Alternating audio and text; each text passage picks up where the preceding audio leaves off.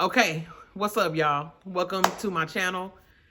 I'm the Binge and Bee. More specifically, what that means is I am a woman of a certain age, and while I tend to take care of my everyday responsibilities, my leisure time is mostly spent by watching shit on TV. Go figure, right? So I do a lot of streaming, a lot of movies, a lot of shows, and I watch from the aspect of a normal human being. So that's the purpose of this channel, right? And my people don't give a damn about this shit. So I'm gonna talk to you about it. Ready? Let's go. This is more like a recap. I gotta give you the heads up if you're not in the spoiler alerts, then just saying, right? So this is gonna be the first season of It. Welcome to Derry. Right now it's streaming on HBO Max. It comes on every Sunday night. They actually dropped the second episode a little early, I guess, in preparation for Halloween or something. I don't know. So anyway, so I've actually already watched those 2 episodes. I'm actually filming on a Sunday now. It's pretty early, as you can probably see from the light. And so episode 3 has not dropped yet, but guaranteed I'm gonna be on that too. So I just wanted to come in and we're gonna start. It's gonna be the first show that I'm really gonna follow, and give my thoughts and my perspectives and just kind of what the show is about. And we can talk about it. You know what I'm saying? So first up is going to be episode 1. Oh, where do I start? Let's see. I got me some notes. The main, I guess, the central part of the story is a little boy named Maddie, right? So Maddie is in a movie theater. He watching a movie.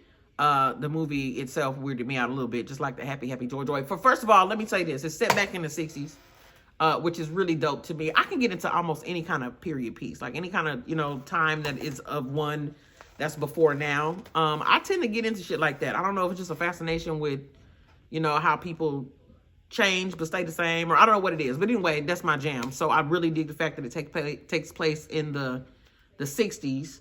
He's in a movie theater, and it's presumed that he snuck in, right? One of the concierge people see him in there. They try to get him out. Maddie runs out, and his presence is actually concealed by a little girl that's in there, which I don't learn her name later on is Ronnie.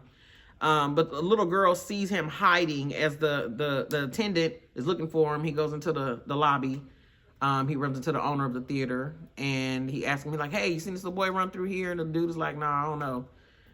They identify who the kid is. And so there's a little backstory, just a little slight insight to who Maddie is. I guess basically he like a kid that come from a real bad family or something. And from the sounds of it, the movie theater man didn't really have no problems with him being in there, I guess, because of his plight in life. And you know what I'm saying? So he gave him a little grace. He wasn't really tripping too much.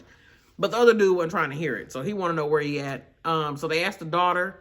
And the daughter is like, well, the father looks over at the little girl as they're standing in the lobby. And he asks her, have you seen Maddie, a little boy in here? And she was like, yeah, I saw him. And so she actually made eye contact with Maddie, who was hiding behind some kind of display or something. He was hiding. She made eye contact with him. And then she tells the guy that's looking for him that he went another direction. So basically trying to conceal where he's located. And basically, like, we know silently she got his back, you know what I'm saying? So that helps him get away. So anyway, so that is how we're introduced to Maddie. Now, so there are going to be different, I'm sure anybody that's watched the It movies, like all the people have different fears. And, Pennywise is kind of similar to... Well, I wouldn't say he's similar to Freddy Krueger. That's a good analysis. I would like to compare Pennywise and Freddy Krueger. I guess the dream aspect is what makes it different. Anyway. Fear experience, I'm just too lazy to say both words. So the fear experience is how I will refer to the way in which Pennywise reveals himself to his victims. So as Maddie is leaving out of the movie theater, he is going to experience his fear experience. He's hitchhiking home. A very nice, clean-cut family pulls over to pick him up, and they basically volunteer to take him to the house. Okay, so Maddie get in the car. We got the mom and the daddy, the sister and the brother. The little boy he's like on this spelling thing where he want to spell all the words that he hear, which is relevant because as the ride progresses, the words that he starts to spell will paint a clear picture of what's about to happen in the car. So as he's driving in the car, he's getting weirded out. The spelling is getting louder. The daughter like dips her fingers in like a bowl of raw liver and smell it, and then she's trying to make him smell it. He like, I'm cool. I'm gonna get on up out of here. Y'all can pull over, let me out. They refuse. He's stuck. And so all hell break loose. So as he's trying to get out, he reaches over the seat, grab the steering wheel, so the car go out of control. Well, as he goes out of control, he bumps into the mother, which it induces her going into labor, which I don't know that I realized that she was pregnant until that very moment. So that was probably intentional. Under the extreme stress, the mother then goes into labor, right? So she goes into labor, she delivers. I will say this scene. Now, here's the thing about some of the graphics in Welcome to Derry. What I will say is I am not typically a fan of like the super cheesy, easily identifiable CGI shit, right? If you don't do that shit real, and like in the right way, it can come across as very corny and very cheesy. So let me just preface this by saying that. But our first little experience with that in the show is when she's giving birth. There's a mean, ugly, evil demon baby thing that she give birth to. So it's like half bat. It got like a lump on his neck. Like it's fucked up, right? It could be like a mutant or something. I don't know. She give birth to this thing. The thing comes out, hits the floor. She's trying to pick it up. Baby ain't trying to hear it. Baby's wet wigs out, start flying all over the car. It's just a mess. It's a hot mess. And so Maddie, at this point, he realized he's stuck, so he put his pacifier back in his mouth, which I forgot to mention he has a pacifier. I'm not sure I understand that reference. Maybe that'll come up again later, or probably will, because somebody probably gonna bump into the pacifier in a couple episodes from now. I don't know, but I thought that was weird to be that grown and old and be sucking on a pacifier. So anyway, so he realized he's not getting out of this, so he put his pacifier back in his mouth just to kind of settle. And then as they make the turn, pacifier fly out the window, goes into the creek that we all recognize, right? Everybody recognizes the creek that goes into the sewer, which is where we know our friend resides, right? So that is the introduction to episode 1. After that, we get to the arrival of Major Hanlon. So Major Hanlon is a black dude. He get there with his homeboy. I think it's like Captain Polly. I didn't catch Polly's last name. I don't know if I'm just not paying attention or what, but he keeps saying Polly, so I'm just gonna call him Captain Polly, you know. So they show up to the Air Force base that's located in Derry. He's a black man, which it adds a different element to this show. So here's the one thing I'll say, right? So as soon as the black dudes show up, and I don't know if it's just me, because I'm a black person, I don't know. But as soon as he showed up, I started thinking about Lovecraft Country. And so if you are an HBO fan at all, you probably remember when that show dropped. I don't know if a lot of people, I heard some mixed reviews. I think people that are like myself really, really liked it. I think people that are not felt some kind of way about it. So Lovecraft Country didn't really get the favor I think that some of us felt that it should have. And so we didn't get a season 2 of that. But so when the Major shows up, it made me feel like, okay, this is feeling like Lovecraft Country, which I can appreciate. Me personally, I can appreciate it. I don't know if the other folks can appreciate it or not. But so he gets there, he goes in into the hangar, and he's being introduced by I forget the dude that's introducing him. I don't know, some high-ranking dude. Take him in there to meet the other folks in there. So everybody lined up. Most folks are pretty respectful. Of course, you got one good old boy, and he ain't trying to hear it. He not taking no orders from no one of them folks. And he's not very friendly or receptive to Mr. Major showing up, right? So as Major realizes that this dude got a problem, he kind of approached him. He approached him pretty calmly, but he basically like, yo, you know what I'm saying? I expect respect. So whatever. Then drives up Major's superior, I guess. I don't know these damn military terms, but his superior drive up in a Jeep. And oh my God, so I was so excited to see Major Superior. Now listen, this dude, what's his name? Can we talk about Colonel Shaw? Now I will say this. You know how, so like I said before, well, I made it known that I'm a connoisseur of movies and TV shows, right? So it's something I do a lot, been doing a long time. From, you know, I think I'm Gen X, I don't know. So I've been born in the 80s, raised in the 90s. So a lot of us were like TV based kids. You know what I mean? Like, that's what we do. So that shit's kind of like in my blood. So I say all that to say that Colonel Shaw shows up. When he shows up, I was so excited.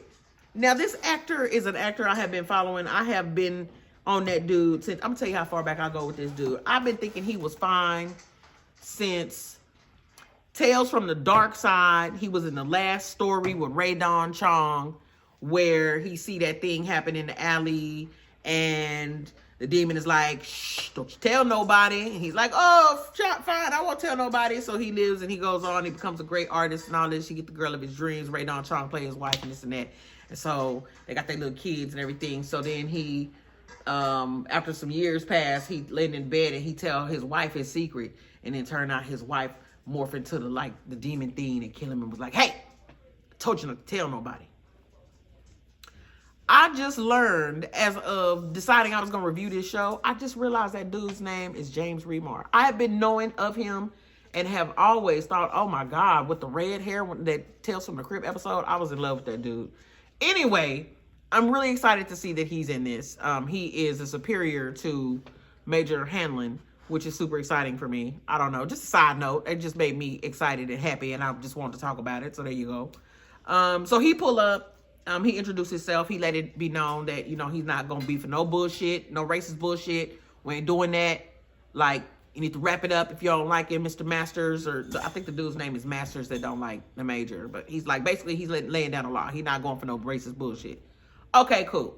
So then that's that. So we get the introduction to the whole military aspect of the show comes into play, which I have watched it. I watched the old one that came out in the late 80s. I watched this newer version one. I think I watched part 2. I can't remember if I've seen part 2 or not. I don't remember any blatant military references. So y'all can correct me if I'm wrong about that. Maybe it came up in part 2 or something. I'm not aware of any military references in the stories as far as the movies I watched. Now, the books could be different because I know books contain a lot more information. I ain't reading the book. I'm going to watch the movie, right? But I'm saying all that to say that does, for me, that introduces a different type of element to the whole story, which I'm kind of digging it. I'm kind of digging it, right? So anyway, that's the military thing. Major gets there. He think he in for a normal life or whatever. He want to slow it down.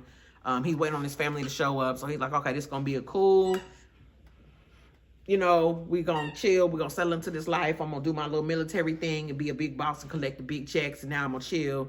That's very much the vibe he's giving off, right? But so there's that, right?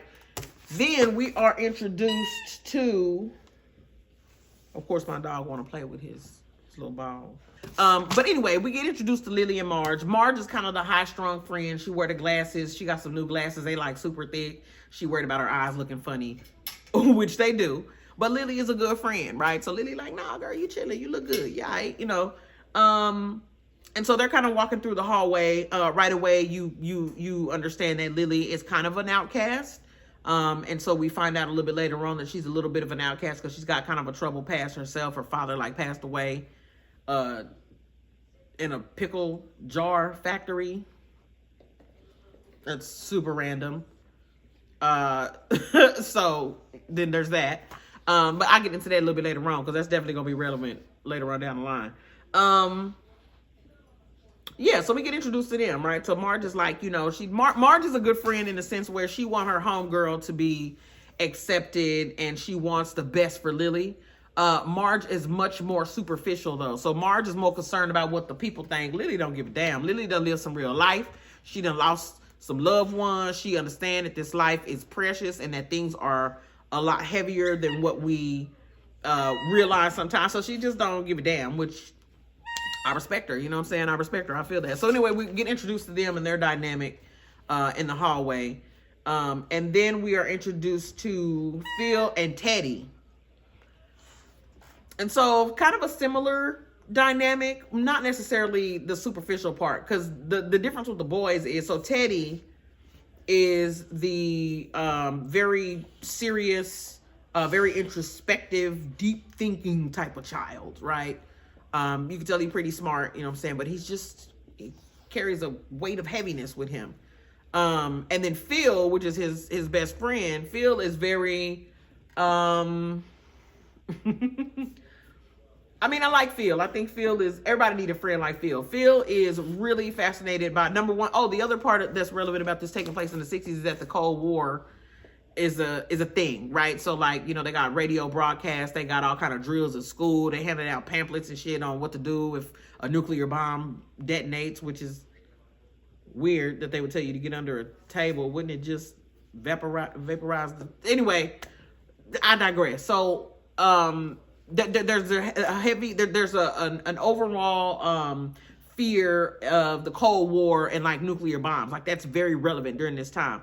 So the reason that that's important is because I presume that because they're in this type of climate throughout the world, Phil has this fascination with things that are like otherworldly, things, shit that can't be explained. He's really into like UFOs and aliens, and he's got a whole theory about why the Air Force Base is there in Derry, and you know, like he's in his own right, he's a smart young man, you know what I mean? So I don't know that everything that he believes is accurate, but I don't know that it's not accurate. We're gonna leave that there. But so that's the dynamic in their personalities. Phil is very open to like learning and seeing different things, and his mind is just way bigger than Teddy. Teddy is very in the moment. And I think the other thing too for Teddy is really feeling guilty about Maddie disappearing, right? Because when we're introduced to the kids and to the major, I think they said it was about 4 months later. So it had been about 4 months or so where Maddie had disappeared. So that's the introduction to the kids. So now we know who the kid's gonna be in the situation, right? There's a scene where Teddy and Phil are studying. They in somebody's room. I think they in Teddy's room. I feel like they was in Teddy's room. I forget. Anyway, they in the room studying. That's after school. Phil, being the freak of nature that he is watching some girl, some lady across the way. He like trying to spy on her in her room. Whatever. But so as they continue to talk, he's really he's trying to get his friend Teddy interested in some kind of shit that he's talking about. Teddy is disengaged, but it's 4 months to the day after Maddie goes missing. And he's consumed with this thought, right? So he's just not engaged. He don't give a damn what Phil is talking about. So Phil kind of got to shake him out a bit, like, yo, like, what's up? You know, so as they begin to discuss it, it's revealed Teddy feels really guilty about not being, I guess, a better friend to Maddie. Like I said before, Maddie is known to be kind of the trouble kid that's in a environment or in a neighborhood. And I guess it's something everybody know, you know what I'm saying? But nobody really did a lot to change it or did anything about it. And so now that he done disappeared, Teddy is really feeling some kind of way about it. And he's like, you know, we didn't do enough. You know what I'm saying? Like they bribed us to even go to his birthday party. Like, you know, and Phil is like, shit, I mean, it is what it is. You know what I'm saying? He like, you know, he gone, like, we think he dead, and you know, and Teddy not trying to hear it. He like, you know, we ain't found nobody. So how do we know he dead if we ain't found nobody? I think he's more moved. So what I took from that was that he's more, I think he's a little bit more upset or more perplexed by the fact that ain't nobody even looking for him. I think that really bothers him. That's how that comes off to me. Like I said, he's a really introspective kid. And then sidebar, can I just say, I really want Teddy's haircut. I know that seems random and don't got shit to do with nothing. But that hairdo with the curls and the taper on the side, like that is so fly. I just got to grow my hair out a little bit. My shit's pretty short. But anyway, I really like his haircut. Just slide that in there. Yeah, so now we're learning about the guilt that Teddy is feeling because he just wasn't a better friend to Maddie. Bless his heart. Like, yeah, he felt some kind of way about that. So then we go to Lily looking at her charm bracelet, and so she starts to think about Maddie. She has this memory of Maddie where they're in this tower. There's an abandoned tower somewhere in the town. They give you a pretty view, I guess, of the layout of the city or whatever. And she thinks back to a conversation that they're having. So first of all, what we learn is that it's a secret place. Him and the guys know about it. So Maddie, I believe his impression was that he was better friends with Phil and Teddy than what they thought. They did show him this secret location. So for him, this is a place they had in common, right? As we know now, though, they wasn't really friends with him, but I guess for whatever reason they pretended to be, or you know what I'm saying? But he reveals to her while they're up there, hey, it's a secret spot, don't tell nobody. So as they're sitting there, they have a really tender moment where, like I said, so Maddie is kind of an outcast. His dad is, I guess, really abusive, like his family. I don't know if they just and like raggedy or something. I don't know what the stigma is around the family itself, but everybody know Maddie got problems. So in that way, he is ostracized a little bit, right? Lily is kind of in a similar boat, right? So she's known to have some kind of mental issues, or I guess the stigma around her is that she a little off, or she's not all there, because of her father and her father dying in the pickle jar plant, right? So this is where she tells him the story of what happened. He actually asked her, hey, what happened to your dad? You know what I'm saying? And so she opened up to him. She told him the situation and what went down. And I think she bonded with him in that moment because didn't nobody else ask her that. I guess nobody else really allowed her to express that or talk about it. But in that moment, right before they started having that conversation, they playing some kind of, I don't know, some kind of 60s shit, some kind of game, got toys. Like, it reminded me of the Cracker Jack box where you get a toy out. It wasn't exactly that, but it's something similar too, right? So they're playing with these toys, and she always get the same one. So she's like, oh, it's such a rocket. I always get the rocket. And he was like, hey, I got a turtle. You want my turtle? So they swap toys, right? Or they swap charms. The relevance to that is this is the item that triggered her memory when she's sitting in her bathroom, getting ready to take her bath, and she's looking at her charm bracelet. And she's like, oh, damn. She's thinking about him when she looked at the turtle. So she steps out of that memory. Her mom comes to the door, tell us some information, get ready for tomorrow. You got to go to the grave, whatever. She don't give a damn. She's like, I ain't going. So she get ready to run her bath water. Well, she start hearing singing coming from the drain, and she thinks that she recognizes it as Maddie's voice. So as the singing stops, some fingers pop up, from the drain. Okay. Weird, for sure. Weird, that'll throw me off. I ain't gonna lie. But that throws her off. And so she's like, whoa, this is some more shit. The next scene is where Teddy is at home having dinner with his family. So his family's typical nuclear family, mother, father, and the two kids, him, and he looks like he's got an older brother. Older brother's like teenager age, older than him clearly. But I guess he's getting ready for his bar mitzvah or something. And so his dad kind of briefly mentions that to him. And so he's visibly upset, right? Excuse me. He's visibly upset. And he's still kind of in the throes of feeling guilty or feeling bad about, Maddie, and like nobody not looking for this dude or whatever, So, as they're having dinner, he asks his daddy, he's like, hey, Dad, I gotta ask you a question. So he's like, all right. So he asks his dad, he's like, yo, you think somebody could be taking these kids and keeping them underground? And so the father responds, and he's basically like, hey, there's significant part here is that they're a Jewish family, right? And so I guess we kind of fresh about the whole World War II thing. So, folks is a little sensitive about it still. I get it, I respect it.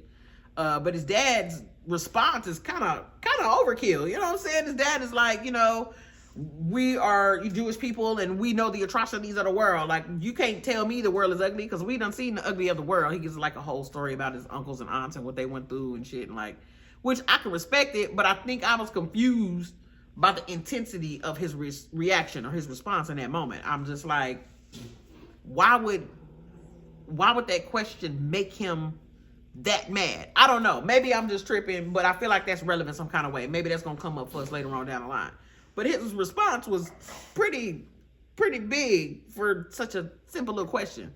So anyway, so he make references to the Holocaust, and he talks about people being killed and their skin being used for lampshades or whatever. So then now we get to Teddy's fear experience, right? So he laying in his bed, he reading his little book. His daddy don't want him reading the comic books neither, the detective comic books and shit. So he's in his bed, laying there, he reading his little comic book, doing what he's doing, trying to unwind, getting comfortable, and then he has some issues with the light. So his fear experience ends up being the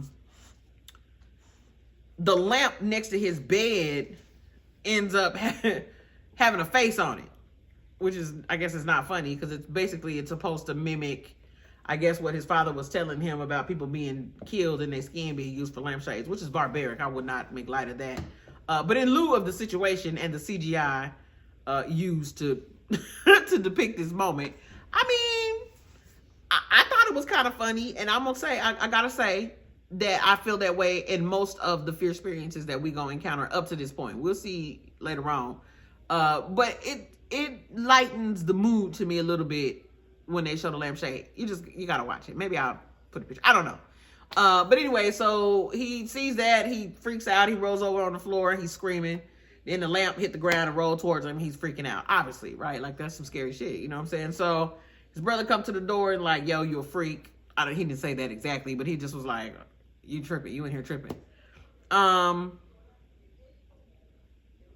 yeah, that was his fear experience. So now we all know, oh, I forgot to mention, before the dinner part, I think, was it before the dinner? Let me see. I think it was before the dinner happened. Lily, actually, I got to backtrack. I'm just going to play this in the order that I'm playing it in because, like, we having a real conversation about the show, right? So I forgot before the dinner happened, Lily goes to the boys, right? She ended up meeting them at the secret spot that she wasn't supposed to know about. And she like, yo, I heard something in my dreams last night, and I think it was Maddie. Teddy is like, Teddy and Phil are both kind of like, yeah, I don't know. Teddy is more like, I don't know. But I think because of the way he's feeling at the time, he is like open to it, which is weird because he's oddly open to this information more so than he is to all the shit about the UFOs and the aliens and the mutant people and all that shit that Phil tend to go over. So this is an interesting part, right?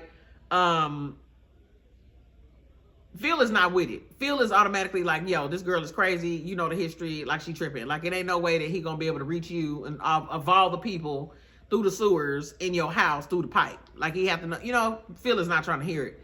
But the interesting part of persuasion here is when Teddy is like, yo, how can you believe all that other bullshit, but you're not even open to pursuing or just at least trying to see if it could be possible that this could actually be a thing. Right, so then that opens him up. So then that's when we get to the dinner at home with Teddy and his father, because now he's thinking about Lily and what she's talking about, hence the relevance of the sewer system and all that, right? And then Daddy had an over the top explosion at dinner. Then we run into him like basically dodging his lamp in his bedroom before bed.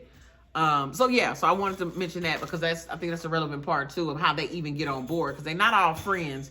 And so any parts that weave them together, I think that's relevant in knowing, like, how do these kids even come together? So that's how the girl, that's how Lily, anyway, end up being associated with Phil and with Teddy. After Teddy have his experience, right, he meet back up with them at the tower to Phil. And apparently his experience is what sends Phil over the edge. And Phil is like, okay, like, I know this dude is not tripping. If that happened to him, then this got to be real. They decide to go ahead and look into it. So this takes them to where they end up going to a library. I don't know if people nowadays even know what a microfiche is. I'm sure a lot of you who do research, you probably know what it is. People my age remember microfiche. But so they end up going to the library to research and find out information on Maddie's case from when he went missing. Was it years? A few months. Yeah, he went missing before, right?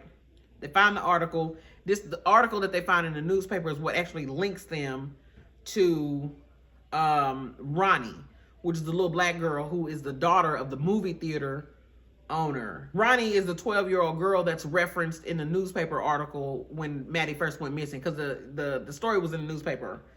So they end up going over to Ronnie's house to talk to her to see if she done seen anything weird or whatever.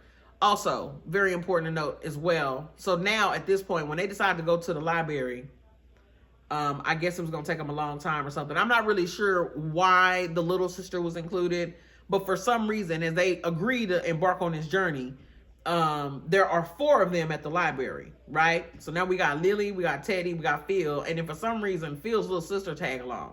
So it's 4 kids now, right? So from the library, when they find the research, they go through, get the article, figure out that he was at the theater, was the last place he was seen. So they go to the theater. Or actually they go to the daughter of the theater owner, which is who turns out to be Ronnie. So Ronnie's not with the shit. She's already feeling. So here's another. So this is where the Lovecraft references start to feel prominent for me, right? Because the racial tension, it's a subtle tension, but it's there. And I'm gonna tell you something. I appreciate anything in cinema that can make an experience feel real to me, right? So it's not overt racism. And I also like the fact that they highlight, okay, we got some assholes out here, but we do got some folks that's got y'all back too. So I want to make that a point as well. I don't think that this is meant to be a commentary on race relations for the whole world, or what you should or what you shouldn't do. But what it does do is it gives legitimacy to people who say they have these experiences, right? A lot of folks will be like, no, that's not real, or you're imagining it, or, you know, that's in the past, or we don't see color. Like, you lying. Like, it's a real thing. Like, the shit goes down. You know what I'm saying? And I think that they tastefully approach that in this show. I'm digging it so far. That's what I'll say. So I digress on that. But anyway, they end up going to Ronnie's house. And so Ronnie's experience with this whole thing is a lot darker than what theirs is. And theirs is pretty fucking dark. I won't diminish that. But Ronnie's experience is like, okay, we're the last place where he was seen. I'm a kid, but then my father is now, you know, suspect number one. Like, he is on the radar of the local police department because he the one that he admitted seeing him. You know what I'm saying? So they're like kind of honing in on her father as being the number one suspect for why Maddie disappeared in the first place. So she pissed off, right? They show up at her house and she like, nah, y'all need to get on up out of here. I'm not trying to hear it. As she's dismissing them and they leave, one of them mentions a song. So she stopped. She getting ready to go upstairs to her apartment. She stopped and she like, yo, what was the song that you heard in your dream? So they compared the notes and she's like, okay, it's something to this. So now we got Ronnie has been brought into the fold, right? So Ronnie is brought into the fold. Now she's on board. She's like, okay, that's the song from, I think she recognized it as a song from the movie that was playing when Maddie was in the theater. Not when he disappeared, but when he was in the theater. But remember, he didn't actually disappear in the theater. He disappeared somewhere else down the street, right? Another relevant scene in this is where the major is, so I mentioned before, he just get to town, right? And he got his little sidekick with him, I think Captain Polly. But the major's waiting on his family to get there. They're not there yet, so it looks like he's in some kind of dormitory, right? So he's staying on the base until his family show up, because he got them a house to live in when they get there, but he chilling, right? So he stay on the base with the boys until his kids and his wife and his son get there. As he's laying in his bed, I don't know if this is the first night, which is a hell of a first night. That's a hell of an introduction to a new place. But anyway, so 3 dudes break into the room where he's at, and they attack him, and they got the gas mask on. I presume that is to conceal their identity. One of the weirdest things to me about that scene was when they broke in. They didn't break in like for no top secret documents or no shit. They broke in and asked for the specs of the B-52. Is it the B-52? They broke in and asked for the specs of a plane.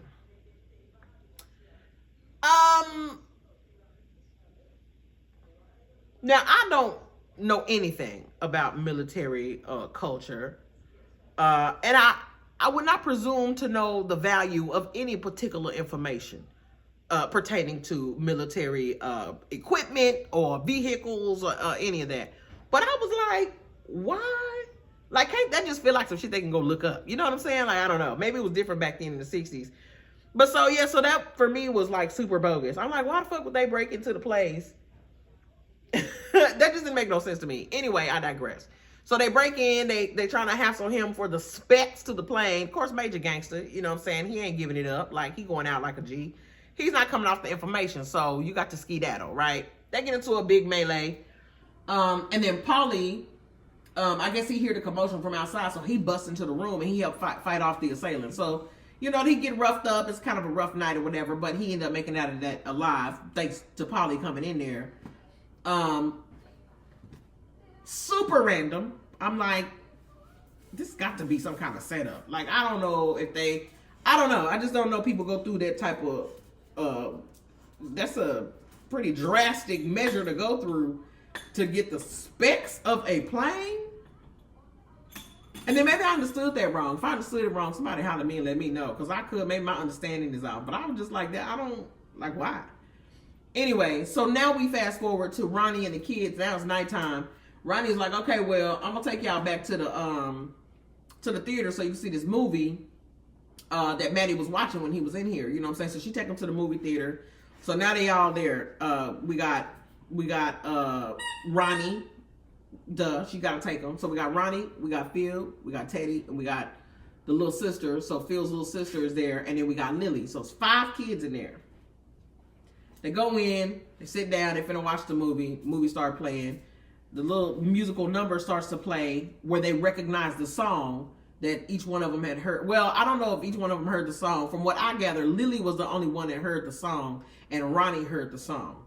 I think for Teddy, he just had like the weird fear experience thing. So I don't know that he actually heard any music. But anyway, the song, Lily recognized the song that's played in the movie. Like, oh, that's what he was singing when I heard him in the drain. So then all of a sudden you see Maddie pop up on the screen, and Maddie is now standing there holding a bundle, and in the bundle is a baby. I'm automatically, my brain fast forward. If you know anybody that do this shit all the time, you know instantly, oh, that's the baby from the station wagon from the beginning of the show, right? So he's holding the baby, and like they're talking to him, they're like, oh, come, we'll save you. And he like, y'all full of shit. You didn't fuck with me in life. Like, why would you do this here now? So everybody's kind of like, I think he's feeling some kind of way, which he was. So he gets closer to the screen as he's holding the bundle. He throws the bundle through the screen, right? So now, as you guessed it, we got the mean, ugly, evil, demon baby thing is in the theater with the children currently in the moment. He's in the theater. He's flapping around and flying around. Obviously, the kids are scared to death. You know, all the boys get up and the little girl get up and they run in different directions. Lily is kind of stuck. She like, oh shit, what's going on? So, you know, he's coming towards her, but then I guess he get distracted and kind of goes after the other kids. And so when it first comes out the screen, it's kind of small. But then as the scene progresses, the mean, ugly, evil, demon baby thing starts to grow in size. So it gets bigger and it's like flapping around or whatever, right? Ronnie wants to go help, but she gets stuck in the projection room up top where she's projecting the film from, so she can't even get out the room. So she up there trying to break out and this and that, trying to get down there to where they are. So she got her own little commotion going on. But essentially, this mean, ugly, evil, demon baby thing end up killing the kids in the movie theater. Finally, Ronnie gets out of the room. She goes down there to the theater where they are, or where they were. And as she go in, she sees somebody crawling out. Lily the only one alive. So Lily crawls out from under the seat. The mean, ugly, evil, demon baby thing is over there on the side. But some kind of way they're able to escape and they get out the theater and they actually in the hallway. And they stuck. Like they both just like, what was that? So Ronnie's asking her what happened, and she just like looking at her like, I don't know. She got blood all over and stuff. Before it shot to Ronnie escaping the room, the projection room, Lily reached under the seat to grab the hand of the little girl, the sister of Phil's little sister. So as her and Ronnie are talking, of course they hug, they embrace, but she's standing there and Ronnie is like, what happened? She back up, she look at her hand, and Lily is holding the hand of the little girl who she had reached to save. And one of the greatest closing sequences I've seen in a really long time is that scream that Lily let out. I was like, okay. All right. I see what you did there. Now, in conclusion, these are my thoughts on episode 1, right? So, episode 1. When I first watched this episode, I really was not. So, my thing is, whenever I watch anything, whether it's, scripted or not, it needs to make sense to me, which especially applies if it's scripted, right? Because that means somebody made it up, comes from somebody's imagination. It needs to make sense. Even if it don't make sense, you got to weave the story together in a way to where if this thing was possible, this is how it could pop off, right? So I had a couple of issues that bothered me. So the first thing that bothered me was how these kids are just disappearing and we ain't finding no bodies, right? That was the first thing. I'm like, no blood, no, which changes towards the end of the episode because clearly they find blood all over Lily, you know what I'm saying?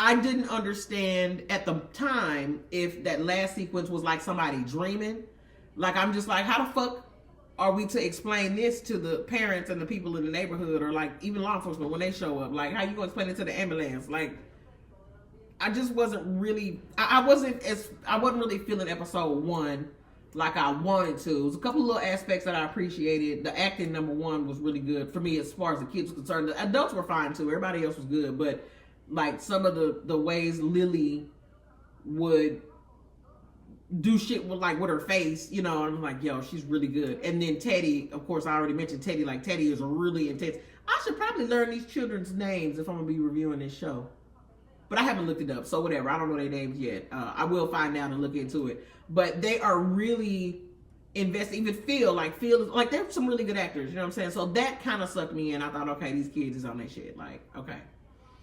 But that last sequence left me a little unsettled. So I wasn't really feeling the first episode that much. But it's the first episode. Like I say, I watch a lot of shit, and so I am conscious of the fact that sometimes stories can take a little time to unfold, and I got the patience for it, so it's cool. So that's my take on episode 1. I will say, even though I wasn't really like, oh, this is, yeah, it drew me in enough to keep me open to episode 2. And so I'm going to be back for episode 2. Because now I'm in. I'm just going to leave that there. Okay? All right. So if you made it this far through my video, I really appreciate you watching. Shit, I'm going to see you on episode 2. Bye.